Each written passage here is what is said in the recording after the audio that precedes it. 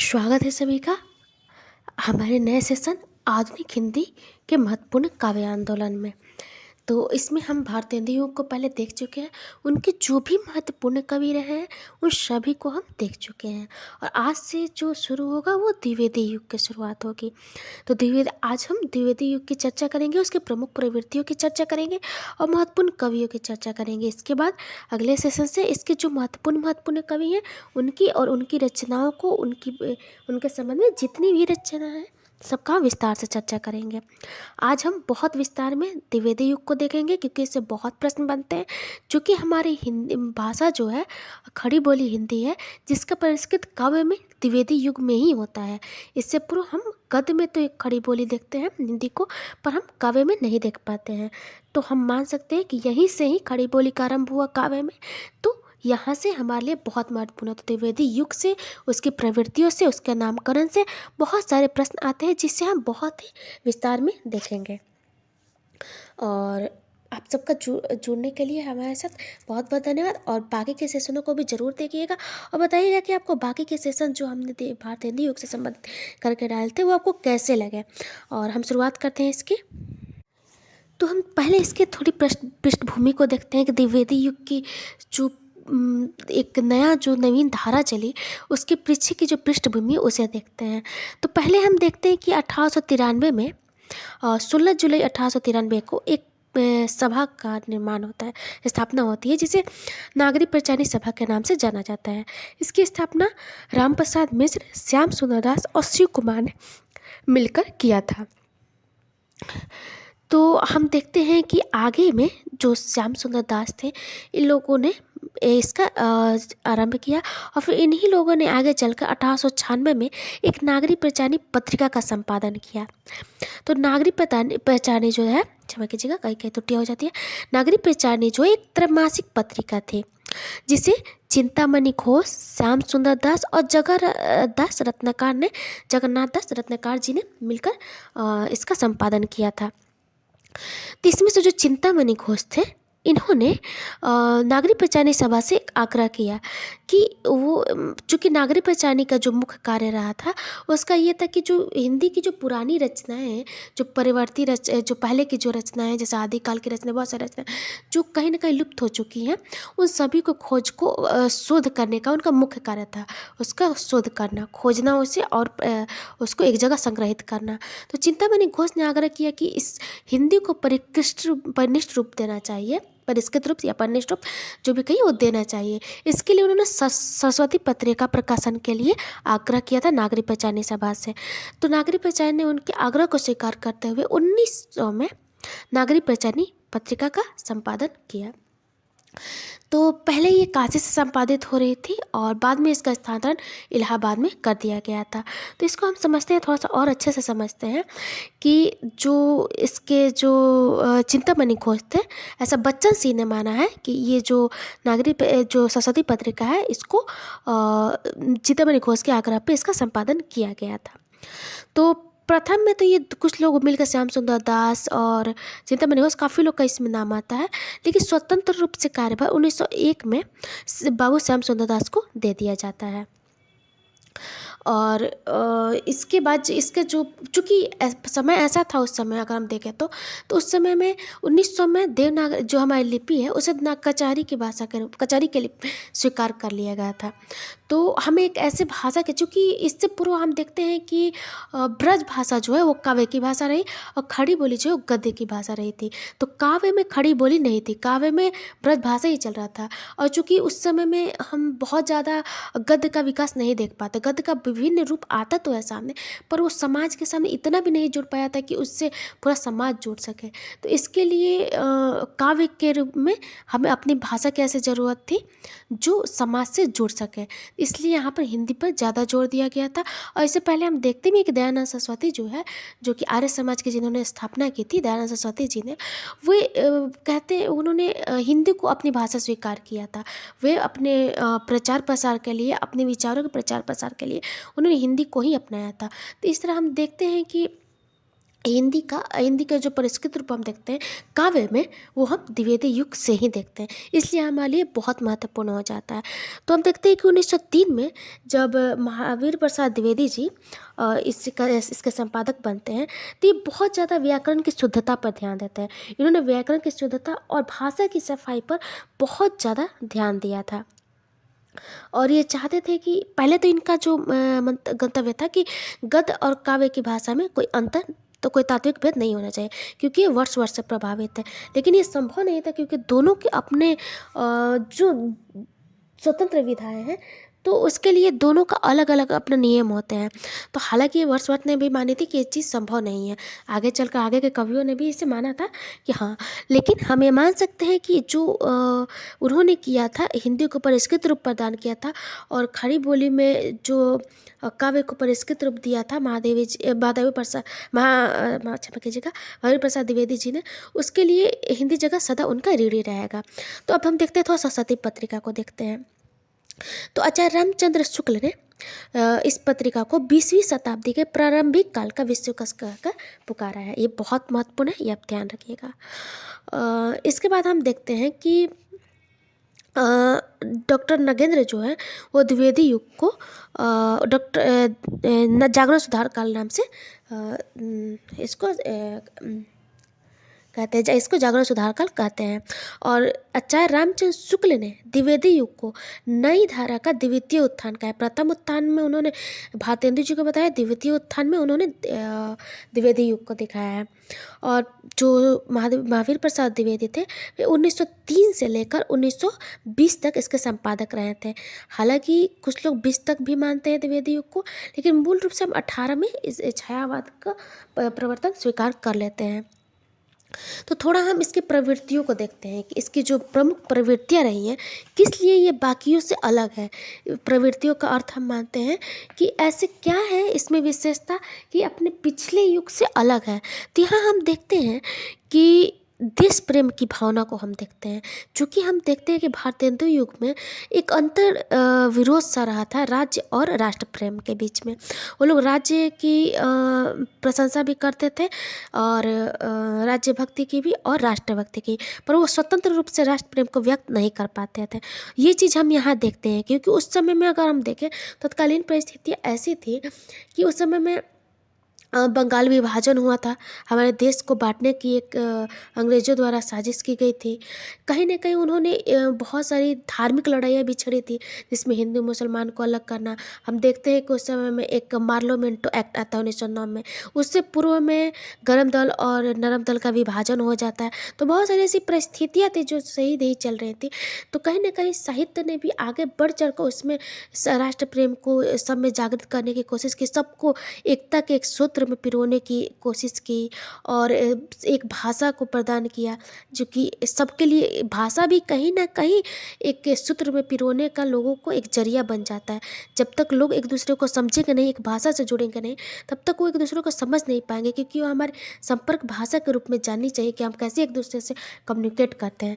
और दूसरी बात कि हम साहित्य को समाज का दर्पण कहते हैं, तो जो उसमें नज़र आएगा तो उसके जुड़े लोग जो होंगे उसमें वो भावना बहुत भावना से जुड़ेंगे, अव्यक्त करेंगे उसे। तो इसमें कहीं न कहीं हम राष्ट्र में बहुत ही चरम सीमा पर जाकर यहाँ राष्ट्र प्रेम हमें दिखता है।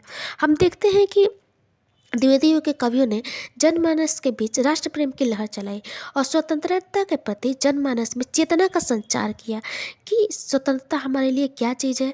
हम देखते हैं कि मैथिली शरण गुप्त जो है वे पराधीन लोगों के प्रति अपने बताते हैं कि पराधीन लोग कैसे होते हैं। रामनाथ त्रिपाठी जो है वो को भी खुल कर ये कहते हैं कि मतलब कि वो बताते हैं कि पराधीन रहकर के सिर्फ वही सह सकता है पराधीनता जो कि पशु होता है। कहते हैं कि पराधीन रहकर अपना सुख सुख न कह सकता है, यह अपमान जगत में केवल पशु ही सह सकता है। तो इसका अर्थ ये है कि वो बताते हैं कि पराधीनता कितनी बुरी चीज़ है। और इससे पहले मैथिली शरण गुप्त भी कहते हैं कि पूर्व में हमारे जो पूर्वज रहे थे वो कितने शान से कितने अच्छे से अपने जो देश में जीते थे, अपना सबको अपना कहते थे, और आज हम अपने ही देश में गुलाम बनकर। तो इस तरह उन्होंने पराधीनता को बहुत अच्छे से बताया, और साथ में स्वतंत्रता की एक लहर जगाए। और वो कहते हैं गुप्त जी कि हम क्या थे, क्या हो गए और क्या होंगे अभी, आओ मिलकर विचारे ये समस्याएं सभी। नाथुराम शर्मा शंकर कहते हैं, देशभक्त वीरों, मरने से कभी न डरना होगा, प्राणों का बलिदान देश की वेदी पर करना होगा। युवाओं को जागृत करते हैं कि तो अब जो आप लोग हैं युवा लोग, वो देश के लिए अपने बलिदान देने से भी ना चूकें, क्योंकि ये देश आपका है। जिस तरह आज हम सैनिक लोग को देखते हैं, उस तरह वो भी लोग अपना कर्तव्य निभा रहे थे। कुछ लोग कहते हैं कि जिसको न निज गौरव तथा निज देश का अभिमान है, वह नर नहीं, नर पशु निरा है और मृतक समान है। वो पशु ही, ऐसा कहा जा सकता है कि वो पशु ही है, जिससे ये आभास नहीं है कि वो पराधीन है या स्वतंत्र है उससे उसी तक, क्योंकि वो विवश है उस तरह जीने के लिए। अगर आप पशु पे शोषण भी करते हैं तो वो खुद के लिए आवाज़ नहीं उठा सकता है। वो एक ऐसा जीव है जो बोल नहीं सकता है। तो अगर वो अगर अपनी रुदन स्वर भी देता है, अगर मनुष्य उसे नकार देता है तो वो कुछ कर नहीं सकता है, वो विवश है, इसलिए वो कुछ कर नहीं कर सकता। पर ये आप तो विवश नहीं हो, समझाते हैं कि आप तो विवश नहीं है, आप इसके विरोध में लड़ सकते हैं तो आप लड़िए, उसे समझाते हैं। तो इस तरह हम यहाँ पर देश प्रेम की भावना को देखते हैं। इस तरह सामाजिक समस्याओं का चित्रण हम देखते हैं। हालांकि इसके पूर्व भी भारतीय युग में अच्छे से ये हुआ था, पर और विस्तार में यहाँ पर होता है। कहते हैं कि अबला जीवन है तुम्हारी यही कहानी, आंचल में है दूध और आंखों में है पानी। यह युग सुधारवादी युग भी कहलाता है। इस युग के कवियों ने सामाजिक समस्याओं यथा दहेज प्रथा, नारी उत्पीड़न, छुआछूत, बाल विवाह आदि को अपनी कविताओं का विषय बनाया है। और हम देखते हैं कि यहाँ हमारी पहली महिला लेखिका बंग महिला भी मिलती हैं। इससे हम समझ सकते हैं कि इससे पूर्व में हमारे पास ऐसी कोई हालांकि गद्य विधा बहुत ही नया था उस समय के लिए, तो लेकिन ऐसा नहीं था कि पूर्व में रचा नहीं गया था। इसका जिक्र मैंने बहुत विस्तार में भारतीय युग में कुछ लेखिकाओं के संदर्भ में किया है जिन्होंने अज्ञात नाम से रचना की है। पर ये भी कहीं ना कहीं एक अज्ञात नाम ही कहा है कि उन्होंने अपना जो वास्तविक नाम था वो ना देकर बंग महिला दिया था, जबकि एक बहुत भरे पूरे परिवार से संपन्न परिवार से संबंध रखते थे। आगे जो गुप्त जी है वो बहुत अच्छे से गौतम बुद्ध को और उनकी पत्नी को आधार बनाकर एक बहुत अच्छी पंक्ति कहते हैं। वे कहते हैं कि सखी वे मुझसे कहकर जाते, प्रियतम के प्राणों को पल में स्वयं सुसज्जित करके भेज देती रन में छत्र धर्म के नाते, सखी वे मुझसे कहकर जाते। अर्थात कि पत्नी का जो उस समय सहभागिता था वो क्या था, वो बहुत अच्छे से दर्शाते हैं। वो दर्शाते हैं कि पत्नी का और एक स्त्री का समाज में, अगर घर परिवार में, समाज से में निर्णय लेने का कोई अधिकार था ही नहीं। घर परिवार में महज वह एक कार्य करने वाली स्त्री के रूप में थी, उसका निर्णय से कोई लेना देना नहीं था। अपितु उसके जीवन का निर्णय, उसके जीवन से जुड़े महत्वपूर्ण निर्णय भी पुरुष कहीं ना कहीं अकेले ही ले लेते थे। गौतम बुद्ध जब जाते हैं तो ये नहीं सोचते हैं कि उनके निर्णय का प्रभाव उनकी पत्नी पर भी पड़ेगा। जब उस समय विवाह हुआ करता था तो बाल विवाह हुआ करता था, और बहुत कम उम्र में मतलब कि शादी होकर बच्चे हो जाया करते थे। हम में से बहुत से, यहाँ तक कि हम तो गौतम बुद्ध के समय की बात करें, हम देखते हैं कि महादेव वर्मा का शादी 7 वर्ष की आयु में हो गया था। रविन्द्रनाथ टैगोर, इन लोग की शादी बहुत कम उम्र में हुई थी। तो वो तो बहुत पुराना ज़माना था। तो अगर ऐसे में वो छोड़ के जाते हैं तो उनका पूरा जीवन क्या होगा, अकेले कैसे बीतेगा, ये हम सोच सकते हैं कि वो कैसा रहा होगा आगे का उनका जीवन। ये कहने की ज़रूरत नहीं है। ना उस समय में पुनर्विवाह की प्रथा थी, ना उस समय तो पति के ना रहने पर उसे जला भी दिया जाता था। तो ये सब जो प्रथाएं थी, तो हम देखते हैं कि आगे उनके जीवन पर क्या प्रभाव पड़ता है। इतना बुरा प्रभाव पड़ने पर भी गौतम बुद्ध एक बार उनसे पूछना तक जरूरी नहीं समझते हैं। बिना पूछे, बिना ये बताए वो उनसे चले जाते हैं। जबकि उनके निर्णय से सबसे ज़्यादा अगर किसी को प्रभावित होने वाला जीवन था तो उनकी पत्नी का ही था। यानी वो उन पर विश्वास नहीं करते हैं। अगर उनसे वो बता कर जाते तो खुद समाज को, जैसे कि कुछ लोग ऐसा मानते हैं कि जैसे कि हम आगे की रचनाओं में भी देख पाते हैं, कुछ लोग इसके लिए उन्हें दोषी ठहराते हैं यशोधरा को, कि यशोधरा अपने पति को बांध नहीं पाई, वो उन्हें अच्छा से प्रेम नहीं कर पाए, उनमें वो गुण नहीं था जिससे वो अपने पति को बांध पाए, जिसके वजह से गौतम बुद्ध चले गए। ऐसा बहुत जगहों पे हमने पढ़ने को मिलता है, देखने को मिलता है कि ऐसा कहा जाता है कि जैसे कि आषाढ़ का एक दिन में एक कथन आषाढ़, क्षमा कीजिएगा, लहरों के राजहंस में, जहाँ कहा जाता है कि पुरुष का स्त्री का आकर्षण पुरुष को पुरुष बनाता है, उसका आकर्षण गौतम बुद्ध बनाता है। ये भी कहीं ना कहीं यशोधरा पर एक कहीं ना कहीं आरोप ही था कि वो उनमें जहाँ सब लोग मिलकर ये बात कहता है कि उनमें वो गुण ही नहीं था कि वो गौतम बुद्ध को यानी कि अपने पति को बांध कर रख सके। तो समाज जो है स्त्री पे उंगली उठाने में शुरू से ही बहुत आगे रहा है। तो ये चीज़ कहीं ना कहीं उनको दुख का दर्शाता है कि सखियों मुझसे कह कर जाते हैं, मैं स्वयं उनके प्राणों को सुसज्जित करके भेजती, बस वो कह कर जाते उनके बिना बताए जाने से। जैसे कि गुप्त जी ने शुरुआत में इसके लिख दिया था कि जिस तरह गौतम बुद्ध आधी रात को चले जाते हैं और वहाँ से ज्ञान प्राप्त कर कर आते हैं, समाज उन्हें सिद्धार्थ को गौतम बुद्ध बना देता है भगवान। तो क्या अगर इसी तरह यशोधरा भी गई होती उस रात को बिना बताए, तो क्या उससे उन्हीं सम्मान के साथ उन्हें स्वीकार कर लेता है समाज, या उसे कहीं ना कहीं कलंकनी या उल्टा कहकर चरित्रहीन साबित कर देता है। तो यही बात होता है कि इस चीज़ को बहुत ही प्रत्यक्ष रूप से दिखाया गया था। इसी तरह हम आगे देखते हैं कि नैतिकता एवं आदर्शवाद को दिखाया गया था कि द्विवेदी काव्य में आदर्शवाद एवं नीति परक है। आचार्य महावीर प्रसाद द्विवेदी नैतिकता एवं आदर्श के प्रबल पक्षधर थे। चूँकि रीतिकालीन बहुत ही ज़्यादा सिंगारिकता उस समय में रही थी। किसी को भी मतलब कि ये नहीं थी कि समाज में क्या हो रहा है, समाज गुलाम है क्या है, उससे कोई फ़र्क नहीं पड़ता। वो अपने श्रृंगार में उन्हें जो थे वो कहा जाता है कि वो कविता के सौदागर थे। वो लोग पैसों के लिए किया करते थे क्योंकि वहाँ पर दरबारी बहुत ज़्यादा थे। तो जो राजा को पसंद है वो करते हैं, राजा को प्रेयसी पसंद है, राजा को विलासिता पसंद है, तो उस तरह की कविताएँ करते थे। उनका समाज से कोई वास्ता रहा नहीं था। साहित्य जो है बहुत निचला स्तर पे आ गया था। तो आगे हम देखते हैं कि इसी को आदर्श परक वो बनाते हैं महावीर प्रसाद द्विवेदी, और इसमें बहुत लोग उनका साथ देते हैं जैसे हरिऔध, मैथिली शरण गुप्त, रामनिवास त्रिपाठी जैसे लोग। ये लोग आदर्शवाद कृतियाँ देते हैं जैसे कि रंग में बांग, प्रिय प्रवास, चैत्रवाद, मिलन, ऐसी रचनाएं को हम देखते हैं। इतिवृत्तात्मकता का अर्थ होता है मैटर ऑफ फैक्ट, अर्थात इसमें ऐसी चीज़ों का वर्णन किया जाता है जो कि वस्तु वर्णन किया जाता है। जैसे उन्होंने कहा था कि चींटी से लेकर हाथी पर्यंत चीज़ों का हम लोग वर्णन कर सकते हैं, और साथ में जो पुरानी जो आख्यान थे उसको आधार बनाकर रचनाएं की जाती है। जैसे रामायण, महाभारत, इस सब का आधार बनाकर यहाँ बहुत सारी रचनाएं, वैदेही वनवास, प्रिय प्रवास, जयद्रथ वध, ये सब हम चीज़ें, साकेत, बहुत सारी देखते हैं कि ये सब आख्यानों का सहारा लेकर इसको मतलब कि काव्य की रचना की गई थी। सभी काव्य रूपों का प्रयोग किया गया था। इसमें प्रबंध बहुत प्रमुख रूप में प्रबंध को ही देखते हैं, फिर मुक्तक भी थे।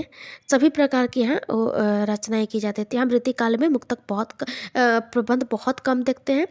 इससे पूर्व में यहाँ पर हम देखते हैं तो भारतेंदु युग में भी हमें उतना नहीं मिलता है। यहाँ का हमें प्रबंध बहुत अच्छे रूप में देखने को मिलता है। भाषा परिवर्तन यहाँ की बहुत बहुत बड़ी यहाँ की देन है। भाषा परिवर्तन कि काव्य में इन्होंने खड़ी बोली को अपनाया और सबको एक मार्गदर्शन प्राप्त किया। सभी लोग ब्रज भाषा में रचनाएं रच रहे थे और उनके ही आदर्श से, उन्हीं से आदर्श प्राप्त करके सब खड़ी बोली की ओर अग्रसर हुए, जिसमें मैथिली शरण गुप्त का सबसे प्रथम नाम आता है कि जयद्रथ वध उनकी मानी जाती है कि खड़ी बोली में एक प्रसिद्ध रचना थी। लेकिन उनकी जो ख्याति का आधार रहा था वो भारती रहा था। लेकिन प्रथम प्रसिद्ध जो कि खड़ी बोली में थी वो एक जयद्रथ वध थी, जिससे लोग और अग्रसर हुए उसकी ओर। हाँ, एक अच्छी रचना वहाँ पर आ सकती है। छंद की विविधता देखते हैं, एक आदिकाल में, एक द्विवेदी युग में। हम बहुत सारी छंदों की विविधता यहाँ पर हम देखते हैं। तो इस युग के अगर हम महत्वपूर्ण कवियों को देखें तो इसमें हम देखते हैं तो इस युग में भी दो धाराएं चली थी। एक, दो तरह के कवि देखने को मिलते हैं। एक जो द्विवेदी जी के मार्गदर्शन के अनुसार चले और उनके जो आदर्श थे, उनके जो अपने नियम थे उसके अनुसार उन्होंने रचना की। एक दूसरे थे जो स्वच्छंदवाद धारा के तहत रहते थे। तो द्विवेदी युग के प्रमुख कवियों में महावीर प्रसाद द्विवेदी का नाम आता है, मैथिली शरण गुप्त का, हरिऔध का, पंडित रामचरित उपाध्याय का, इन लोगों का नाम, सीधा पाठक जैसे लोगों का। हालांकि सीधा पाठक का स्वच्छंद धारा में भी नाम आता है, इसमें भी आता है क्योंकि वो दोनों तरह की रचनाएं करते थे। सियाराम शरण गुप्त का स्वच्छंद धारा के कवियों में मुकुंदधर पांडे, रामनिवास त्रिपाठी, नाथूराम शर्मा शंकर, रूपनारायण पांडे और गया प्रसाद शुक्ल से नहीं। यहाँ आपको थोड़ा बहुत कॉन्ट्रडिक्टरी देखने को मिलेगा विवाद, क्योंकि बहुत जगह इन दो धाराओं में ऐसे कवि हैं जिनको दोनों में शामिल किया गया और किन्होंने अलग अलग जगह अलग अलग लोगों को माना है। तो मैं कहीं मैं आपको बता रही हूँ कि किसी एक जगह से है, तो हो सकता है कि आपको लगे कि अरे नहीं ये तो इसमें थे, तो इस थोड़ा सा ये विवादित है। तो स्वच्छंद शब्द का प्रथम प्रयोग मुकुटधर पांडे ने किया था, ये सबको पता है कि उन्होंने किया था, लेकिन इसके जो प्रवर्तक थे ये श्रीधर पाठक थे। तो हम पहले द्विवेदी युग के महत्वपूर्ण कवियों को देखते हैं। तो इनमें हम देखते हैं महावीर प्रसाद द्विवेदी को, मैथिली शरण गुप्त को, रामनरेश त्रिपाठी को, हरिऔध को, रामचरित उपाध्याय को, और ऐसे और भी लोग हैं जिनको हम आगे चलकर देखेंगे और वह विस्तार में उनकी और उनकी रचनाओं का जिक्र करेंगे। तो निष्कर्षतः इस युग के कवियों ने हिंदी काव्य को श्रृंगारिकता से राष्ट्रीयता, रूढ़िवादिता से स्वच्छंदता और जड़ता से प्रगति की ओर ले जाने में अपना महत्वपूर्ण योगदान दिया था। द्विवेदी युग चेतना, राष्ट्रीय प्रेम, सामाजिक वेदना, भक्ति, प्रकृति और भाषा सभी स्तरों पर प्रखर दिखाई पड़ता है। यहाँ राष्ट्रभक्ति, राजभक्ति के आवरण में लिपटी नहीं है। न ही इस युग के रचनाकारों ने काव्य विषय के रूप में विदेशी सत्ता को ही वरीयता दी है, अर्थात इन्होंने पराधीनता को अस्वीकार किया और स्वतंत्रता को स्वीकार किया। अतः इन्होंने बहुत कुछ साहित्य में नया किया और इसे नवीन धारा बनाने में सहयोग दिया। उम्मीद है आपको द्विवेदी युग समझ में आ गया होगा। बहुत बहुत धन्यवाद जोड़ने के लिए। अगर वीडियो अच्छा लगे तो लाइक कीजिएगा और चैनल को सब्सक्राइब कीजिएगा। बहुत बहुत धन्यवाद।